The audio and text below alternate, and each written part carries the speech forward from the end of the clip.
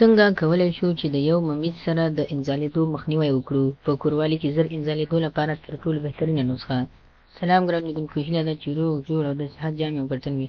زه یو ځل بیا ستاسو په خدمت کې د یو نوي ویډیو سره حاضر یم. هیله ده چې د پام وړ مو وګرځېږي. تر هر څه دمخه باید یادونه وکړم که زموږ چینل مو نه وي سبسکرایب کړی نو زموږ چینل سبسکرایب کړئ، په خوا کې ورسره د بغل نشان ووهئ. مننه. ولې هغه خلک چې صرف یا ډېر کوروالی خوښوي ډېر ژر انزال کېږي؟ د دې لامل څه دی؟ لاملونه یې ډېر دي، خو هغه اوږده لامل چې دوی په ځوانۍ کې د لاس کار کړی وي، د دې لپاره خپل ځان یې خلاص کړی وي او ځان یې خوشحاله کړی وي، خو د آینده ژوند په کیسه کې نه وي، یا آینده ژوند یې په فکر یا سوچ کې هم نه وي. نو راځئ د هغه لپاره چې تاسو بېرته واپس خپل ژوند ته راوګرځېږئ، خپل ژوند مو ښایسته شي، نو کولی شئ چې ممیز استعمال کړئ.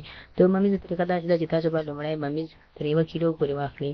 د هغه څخه به تاسو هر سهار یعنې هره شپه تاسو تر 15 یا هم 20 ګرامه پورې ممیز په شیدو کې مکس اچوئ، یعنې په یو پلیټ کې به اچوئ او هغه سره به شیدو اچوئ تر سهاره پورې. چې کله ممیز ښه نرم شوي وي، پاسته وي، نو له هغه وروسته به تاسو په دې سره شات یا ګبین هم ګډوئ.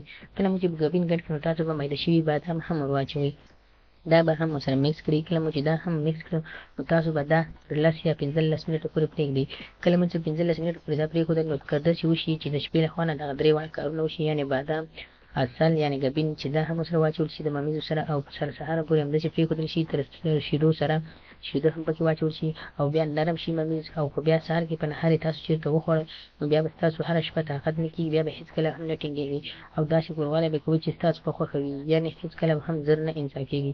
تر 10-15 منټه پورې به تاسو کوروالی سیخ کوئ او هره شپه کې به تاسو 5 یا هم 6 ځلې سیخ یا کوروالی کوئ.